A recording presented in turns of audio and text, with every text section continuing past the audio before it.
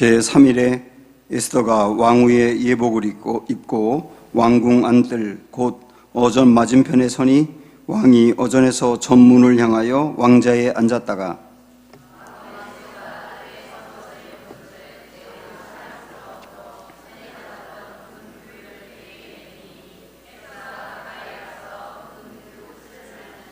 왕이 이르되 왕후 에스더여 그대의 소원이 무엇이며 요구가 무엇이냐 나라의 절반이라도 그대에게 주겠노라 하니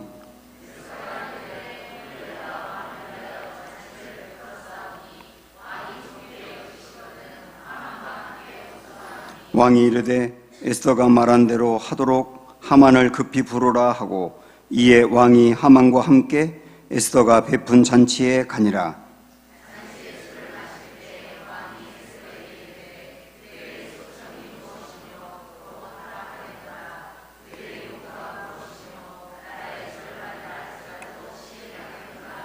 에스더가 대답하여 이르되 나의 소청 나의 요구가 이러하니이다.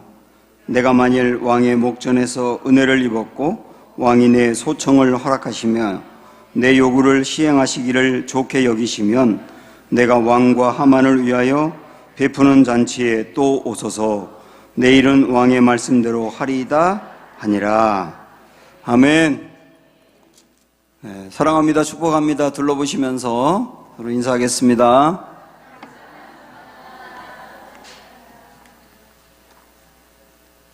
부흥회 끝나고 병든 분들이 많은가 봐요. 빈자리가 너무 많고. 오늘 새벽에 5명이 예배드린 거 아세요? 다음부터 부흥회 하지 말까 봐요. 네. 자, 오늘 이제 우리가 에스더 5장 말씀을 보았는데요. 5장부터는 역전이 이루어지고 있는 장면입니다. 그동안에 우리가 봤던 말씀, 특별히 4장 말씀을 보면 하만이 유대인들을 전부 다 진멸하기 위해서 왕으로부터 조서를 받아가지고 거기 왕의 사인도 돼 있고요. 그래서 이제 하만이 시행만 하면 됩니다. 그러면 한 50만 명 정도 되는 유대인들이, 페르시아 지역에 살고 있는 유대인들이 한꺼번에 완전히 진멸당할 수 있어요. 하만이 단단히 벼르고 있고 그 날만 선택을 하려고 좀 준비하고 있는 중입니다. 지금 이런 상황이라고요.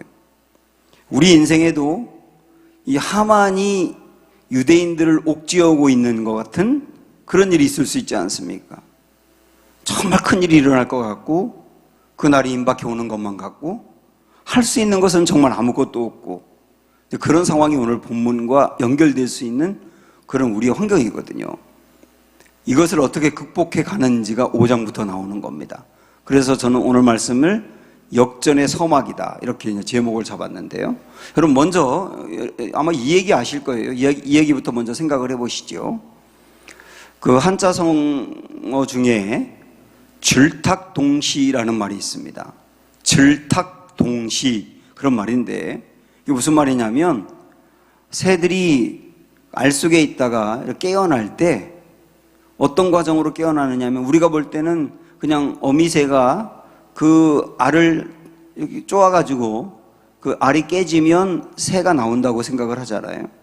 근데 그보다 먼저 알 속에 있는 새끼새가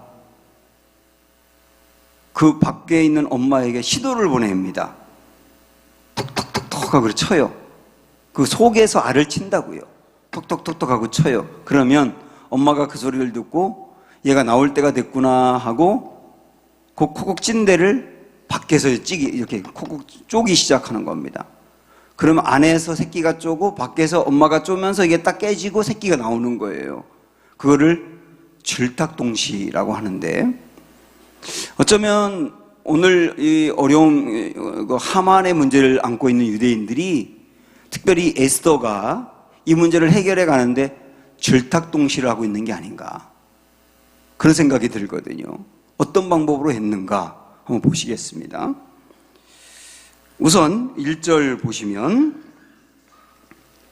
3일 후에 에스더가 왕후의 예복을 입고 왕궁 안뜰 곧 어전 맞은편에 서니 왕이 어전에서 전문을 대하여 왕좌에 앉았다가 이렇게 나옵니다. 여기 보면 3일, 제3일에 이렇게 나와 있잖아요. 제3일에 이게 무슨 말이냐면, 지난 그 4장의 말씀을 보면 그 민족의 큰 어려운 문제에 빠져 있을 때 모르드게가 에스더에게 사람을 보내서 그랬지 않습니까? 네가 지금 나서서 이 민족을 위하여 뭔가를 해라. 하나님이 너를 여기에 세운 것은 이때를 위함이 아니겠느냐. 그러니까 에스더가 주저주저 하다가 그 말을 듣고 그럼 내가 죽으면 죽으리다 하고 결단하고 뭔가 하겠다 그러지 않습니까? 그래서 하겠다는 건 뭐냐면 왕 앞에 나아가서 이 민족을 건져달라고 얘기하겠다는 거예요. 그런데 이때 당시에 페르시아 정권에서는 왕이 누구든, 왕후든 뭐 가족이든 신하든 누구든 먼저 부르기 전에 그가 올 수가 없었나 봐요. 근데 만약에 신하든 누구든 왕이 부르기 전에 왔을 때 왕이 가지고 있는 그 어떤 그 들고 다니는 그 지팡이 같은 게 있지 않습니까? 그것을 이렇게 내밉니다. 그 말은 뭐냐면 그 사람이 왕의 허락을 받지 않고도 먼저 왔지만 왕이 받아들이겠다는 거예요. 그런데 왕이 이걸 내밀지 않으면 그 사람은 죽는 거예요. 왕후라도 죽는 거예요. 그래서 이런 상황에서 왕이 에스더를 부른 지가 30일이 넘었거든요. 그런데도 자기가 먼저 나아가겠다고 죽으면 죽으리다고 결단한 겁니다. 그러면서 이 에스더가 모르드게와 모든 유대인들에게 뭐라고 얘기했느냐면 우리 3일 동안 금식하자. 나도 금식할 거고 우리 모든 민족이 다 같이 금식하자. 그리고 3일 후에 내가 행하리라. 그 3일이 지난 다음이라는 뜻이에요. 이 금식 기도를 하고 난 다음에 이렇게 나오는 것인데요. 이 금식 기도를 여러분 한번 생각을 해보셨으면 좋겠습니다. 에스더가 금식 기도를 한 것은 뭐냐면 지금 에스더를 비롯해서 유대인들이 할 수 있는 것은 아무것도 없는 거예요. 그러니까 내가 할 수 있는 게 이 하만 같은 문제를 만나서 내가 할 수 있는 게 아무것도 없는 상황에서 그런데 주님이시라면 뭔가 하실 수 있다 하는 믿음을 갖고 하는 게 금식이었던 겁니다. 이런 금식은 좋은 겁니다. 이런 금식은 우리도 해야 되는 거예요. 여기만이 아니고 느헤미야를 보더라도 느헤미야 1장에 보면 느헤미야가 예루살렘이 황폐하게 무너져 있다는 이야기, 형편없다는 이야기를 듣고 나서 그 다음에 어떻게 합니까? 내가 뭔가를 해야 되겠다 하는 마음이 들었어요. 근데 내가 뭔가 해야 하겠다는 마음이 들면서 곧바로 금식 기도를 시작합니다. 금식 기도를 하고 난 다음에 그 다음에 왕의 술 맡은 관원장이기 때문에 왕 앞에 나갔을 때 왕이 느헤미야를 보면서 야, 너 얼굴이 왜 이렇게 수심이 가득하냐? 너 무슨 문제 있냐? 고민 있냐? 얘기해봐, 내가 들어줄게. 이렇게 돼가지고 문제가 해결됐지 않습니까? 그러니까 느헤미야가 이야기하기도 전에 왕이 먼저 이야기를 꺼내고 그러면서 이 문제가 풀려나가지 않습니까? 거기서도 금식 기도는 금식하고 기도하고 나아가는 것은 정말 하만 같은 문제 속에서 하나님이 역사하도록 내어 맡기는 것이다라고 하는 걸 볼 수 있는 거예요. 또 하나 에스라도 마찬가지인데 에스라, 느헤미야, 에스더가 이렇게 같이 모여있지 않습니까? 에스라가 2차 포로 귀환을 했지 않습니까? 근데 왕 앞에 이제 나아가서 왕이 2차 포로 귀환을 허락했을 때 에스라는 레위인들을 모집을 합니다. 그리고 이제 이들과 함께 예루살렘으로 가야 되는데요.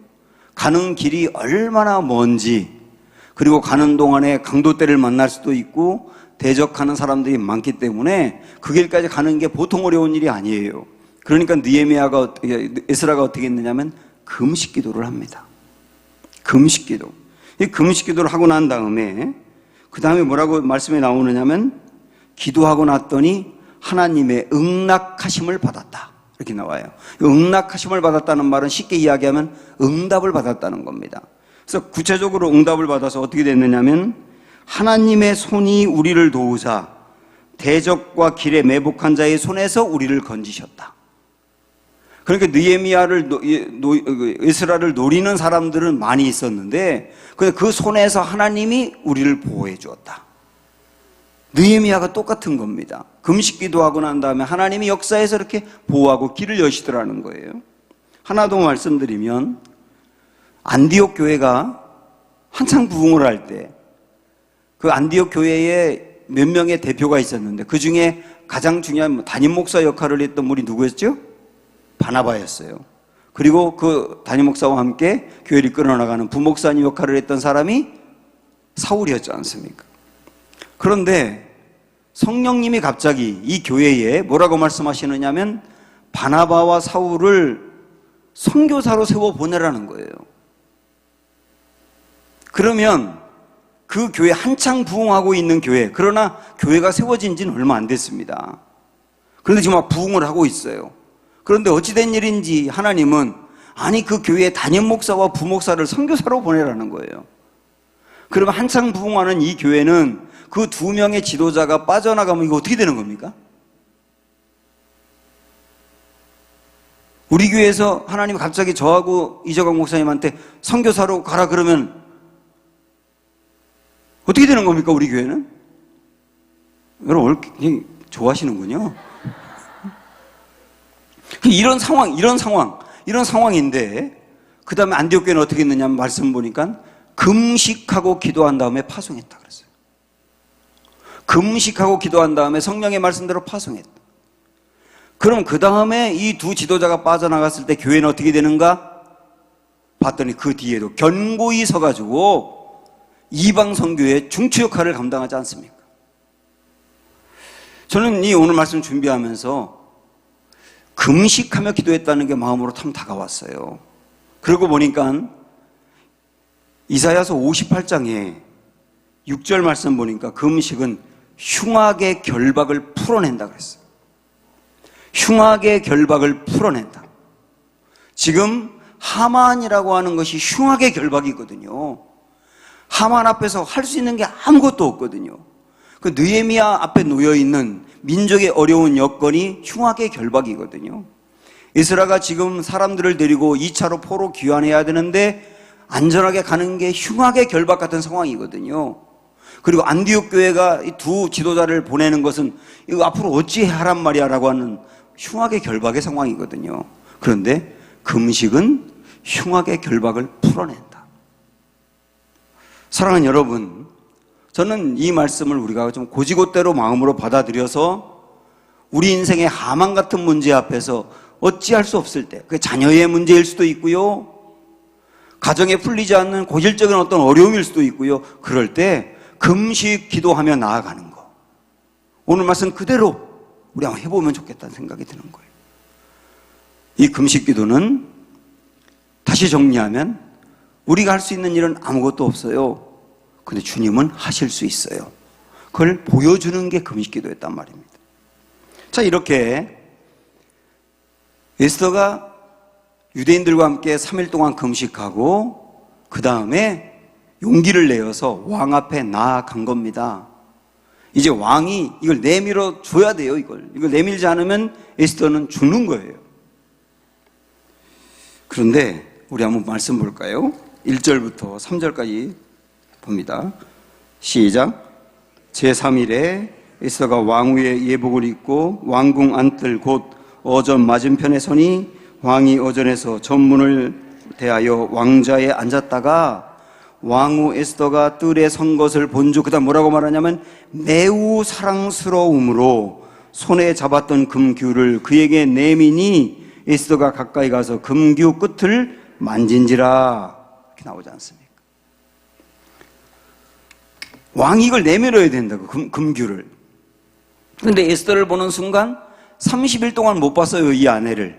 근데 30일 만에 금식하고 왔는데 얼굴이 초췌한 모습인데 그녀를 보는 순간 어땠다고 그랬어요? 매우 사랑스러워 보이더라는 거예요. 사랑스러워 보이더라. 그러니까 이 왕의 눈에 에스더를 보는 순간 사랑스러워 보이는 마음과 그것을 보게 한 분은 하나님이시라는 거예요. 왕의 눈에 자기를 예쁘게 보는 것은 왕이 할 일이지 않습니까? 에스더가 할 일은 아니지 않습니까? 에스더가 한 일은 금식이에요. 그리고 담대히 나아가는 거예요. 그때 하나님은 왕의 마음을 움직이는 거예요. 금규를 내밀면서 작게 하지 않습니까? 이게 다가 아니에요. 3절 보시면 왕이 이르되 왕후 에스더여 그대의 소원이 무엇이며 요구가 무엇이냐 나라의 절반이라도 그대에게 주겠노라. 이렇게까지 나오지 않습니까? 나라의 절반이라도 준대요. 5절에 또 그럽니다. 왕이 이르되 에스더가 말한 대로 하도록 하만을 급히 부르라 하고 이에 왕이 하만과 함께 에스더에게 베푼 잔치에 참여하니라 하고 그 뒤에 보면 또 왕이 절반을 주겠다고 6절도 이렇게 말하지 않습니까? 아까도 절반 준다고 그러고 이번 절반 준다고 그러고 다 준다는 거 아니에요? 여기서 왕의 눈에 에스더가 사랑스러워 보이게 한 게 하나님의 역사인 거예요. 이때만이 아니고 우리가 앞에서도 봤는데 2장에서도요. 왕후 와스티가 폐위가 되고 새로운 왕후를 뽑을 때 사실 에스더는 굉장히 아름다웠던 건 맞는 것 같아요. 그러나 유대인이고요. 이 여인이 뭐 그동안에 귀족같이 살았던 것도 아니고 그런데 수많은 여인들 이 페르시아 지역에서 정말 내노라 하는 그 미인들이 다 모여있는 그 자리에 에스더도 있었는데 그 수많은 여인들 틈에 에스더를 보는 순간 왕의 눈이 에스더에게 딱 꽂힌 거예요. 그것에 대해서 성경에서 뭐라고 말했냐면 왕의 은총을 입었다. 이렇게 표현해요. 왕의 은총을 입었다. 왕의 은총을 입도록 왕의 눈을 움직이신 분이 주님이었다는 거예요. 그러니까 지금 여건과 상황은 왕에게 나아가면 안 되는 겁니다. 그런데도 금식하고 담대히 나아갔을 때 하나님이 거기서 역사하시더라는 거예요. 사랑하는 여러분, 이런 일들이 우리에게 있어야 되는 거예요. 제가 대전에 그 담임 목사로 청빙이 될 때 그 교회에서 뽑고 싶은 담임 목사의 그 조건을 내민 게 있었어요.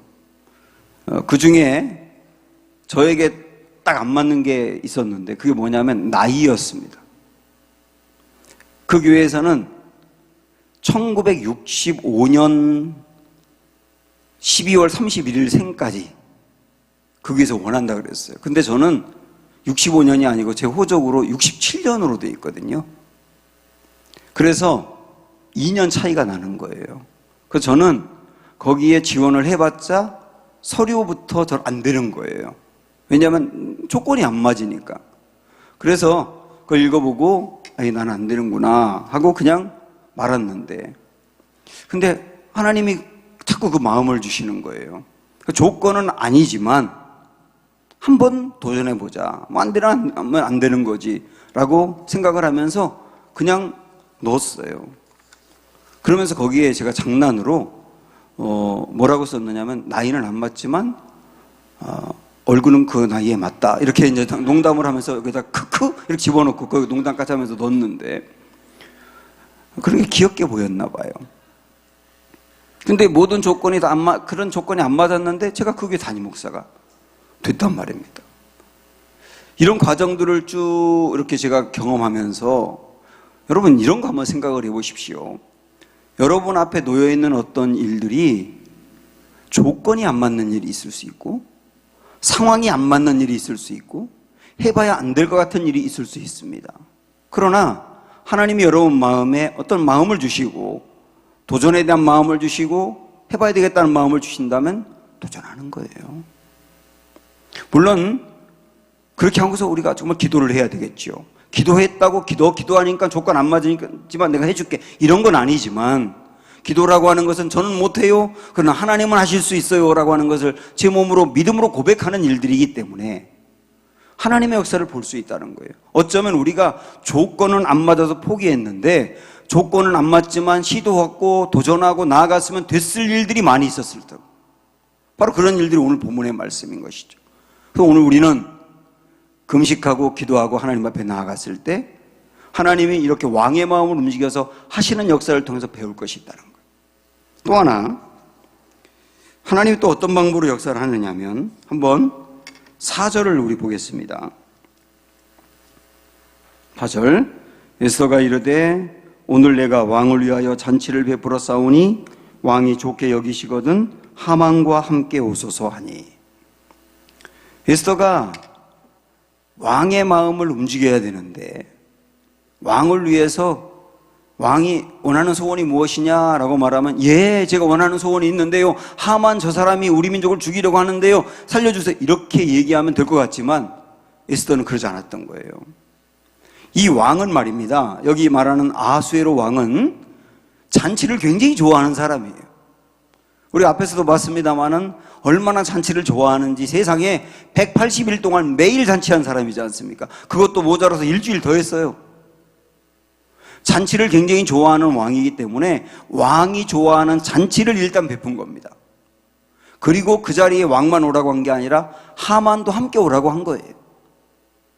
그러니까 왕이 볼 때는 분명히 뭔가가 있는데 얘기를 안 한다 그러니까 얘기를 한번 해봐라. 그러니까 거기서 또 얘기하는 게 아니라 한 가지 소원이 있는데 내일 잔치를 또 베풀 테니까 한 번만 도와주세요. 그때 그 왕의 마음에는 굉장히 중요한 문제가 있구나. 에스더가 보통 중요한 문제가 있는 게 아니구나 라고 생각하게 하고 한참 생각하게 한 다음에 그 다음에 얘기하니까 이게 되지 않습니까? 이걸 뭐라고 말하냐면 지혜라고 말하는 거예요. 그러니까 하나님은 에스더가 금식하고 기도한 것을 보시고 어떻게 역사하셨느냐면 왕의 마음을 움직여서 에스더를 받아들이게 하기도 했고 한편으로는 에스더의 마음에 지혜를 부어주어서 일이 풀리게 됐단 말입니다. 이 지혜를 성경에서는 어떻게 갖는다고 이야기하느냐 하면 기도할 때 하나님이 지혜를 주신다는 거예요.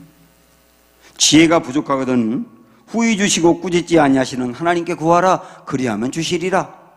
성경에서는 지혜는 하나님께 기도할 때 얻는다고, 물론 지혜를 기도로만 얻는 건 아니지만 기도는 지혜를 얻는 굉장히 중요한 방법으로 하나님 주신 거라 그 말이에요. 예수님이 누가복음 2장 40절에 보면 예수님의 어릴 적 모습을 이야기하면서 예수님을 뭐라고 표현했냐면 지혜가 충만했다 그랬습니다. 지혜가 충만했다.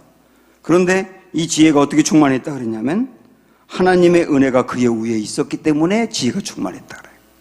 하나님의 은혜가 그 위에 임하면 지혜가 충만할 수 있다는 거거든요. 근데 여기서 말하는 지혜가 뭐냐면 여기서 말하는 지혜는 헬라어로 호크마라고 합니다.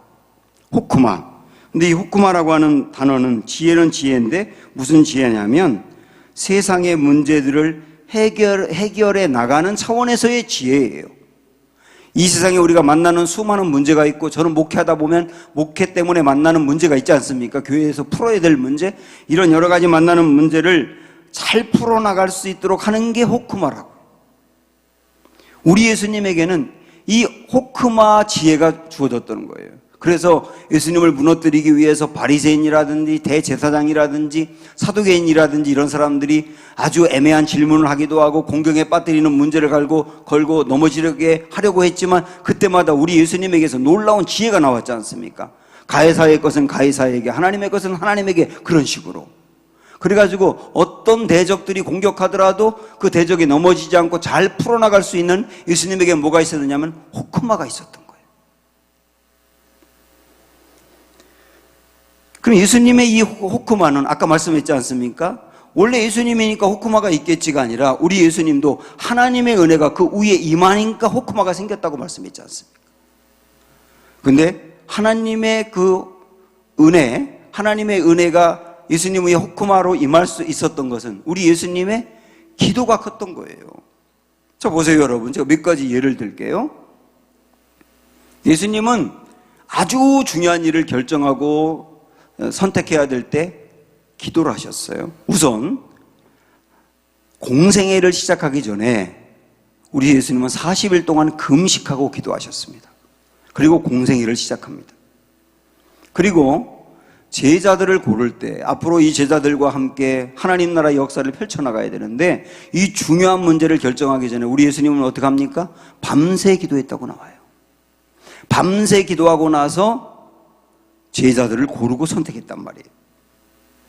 나사로가 죽어서 무덤에 갇혔을 때 그때도 나사로의 무덤을 열기 전에 우리 예수님께서는 간절히 먼저 하나님께 기도하고 이 역사를 나타내신 거예요. 그리고 오병이어 사건이 있었을 때 사람들이 예수님을 임금 삼으려 했지 않습니까? 예수님을 임금 삼으려 하면 예수님의 인기가 최고의 절정에 올라갔을 때예요. 사람은 인기가 있으면 무너지기 쉽거든요. 그런데 예수님은 한참 인기가 있고 사람들이 임금 되어주세요, 임금 되어주세요, 예수 예수 예수 하면서 왕이 되어달라고 요청하는 그 엄청난 유혹을 어떻게 이겼습니까? 밤새 산에 올라가서 기도하고 이기지 않습니까? 기도하고 내가 갈 길은 왕이 되는 길이 아니라 십자가야, 고난을 당하는 길이야, 그래야 인류가 구원을 받는 거야 하면서 묵묵히 주님의 길을 걸어가시잖아요. 유혹을 이기는 것도 기도하고 난 뒤요. 마지막에 십자가를 앞에 놓고 이 잔을 내게서 옮겨달라고 하는 마음이 이 안에 불타오를 때 주님은 밤새 겟세마네 동산에서 기도하시고 그 안에 올라오는 그 인간적인 생각을 누르시고 역시 십자가의 길을 걸으신 거예요. 가만히 보면 우리 예수님은 중요한 일을 결정하고 선택하고 그럴 때마다 뭐가 있었느냐면 호크마가 있었던 거예요. 호크마. 근데 이 호크마는 어떻게 갖게 됐냐? 우리 예수님조차도 기도함으로 호크마를 얻게 되었다. 사랑하는 여러분, 지금 여러분 앞에 놓여있는 하만이 무엇입니까? 유대인들을 무너뜨리려고 공격하는 하만같이 여러분들을 어떻게 할 수 없게 만드는 하만은 무엇입니까? 여러분 가정에 어떤 하만이 공격을 하고 있습니까? 여러분의 힘으로 그걸 물리칠 수 없나요? 정말 놀라운 지혜, 하나님의 지혜가 있어 호크마가 있어야 풀 수 있나요? 기도하세요. 호크마를 주시는 하나님께 기도하세요. 우리 자녀들이, 지금 여러분의 자녀들이 어린아이든 청년이든 결혼한 사람이든 누구든 이 자녀들 문제로 가정들마다 다 고민이 많은데, 사실 저희 또래만 해도 못된 짓을 한다는 거는 뭐냐면, 친구하고 만나서 친구가 이리 와봐 이리 와봐 좋은 거 보여줄게 하고 가보면 여자 수영복 입은 사진이었거든요. 그러면서 몰래 보여주는 게 썬데이 서울 그런 거였거든요. 그런데 그거 썬데이 서울 보고 나서 교회에서 엄청 울면서 회개했거든요.